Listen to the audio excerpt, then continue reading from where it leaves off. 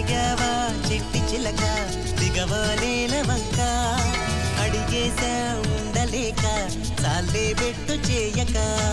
అవుననుకో గోరువంక అలసిచ్చాను గనుక జరిగింది తెలుసుకోక నాపై నిందలేయక నీకే నీ ఊసుకోక నాదే నేరమనక నిజమంటే వాదించక అలిగావా చిట్టి చిలక దిగవా నేల వంక అడిగేసా ఉండలేక చాలే బెట్టు చేయక